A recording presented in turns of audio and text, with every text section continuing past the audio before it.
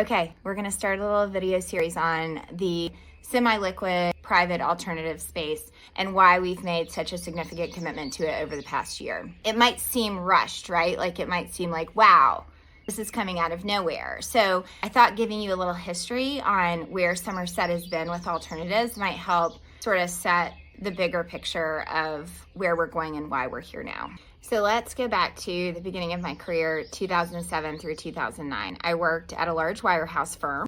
Some of you were with me then. And everyone pretty much invested, at least where I worked, kind of the same way, where they would pick investment managers. Some people would pick mutual funds, but a lot of people were kind of with investment managers, and they would come to you and say like, oh, this manager is best in this space, kind of a lot of the way that we do things right now, still in the public market. And then what happened is that 2007 through 2009 happened. Everything changed. Actually, what really changed, a few things at the same time. One was access to technology was changing so rapidly. And at large wirehouse firms, like we really didn't have access to information from portfolio managers in a manner that was anywhere close to quick. So you'd be waiting like, I don't know, 30, 60, 90 days for the latest quarterly commentary that had to go through all of this compliance, and then you might get something to a client. And I mean, y'all remember what it felt like. Things were changing every day, every minute, and people just wanted more information. Totally fair.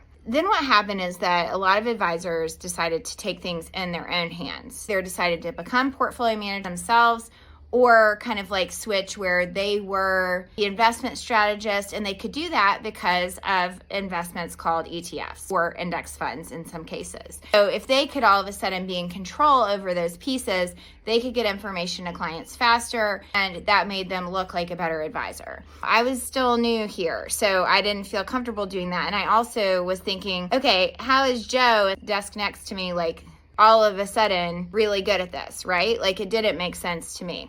I kept doing the things that I was doing and how I knew how to invest. Ultimately, what would happen is even if clients called in and said, oh my gosh, this is too much for me, sell out of everything, they would say, except for this stock, and this stock. They still knew that holding quality companies on their balance sheet would be a really, really good idea. Sort of where it all started, right? As time went along, more and more people started utilizing these like mutual fund ETF strategies, and they actually ended up being much more efficient and effective for the advisor, right? There's just more positions. That was sort of where the industry landed for a period of time certain.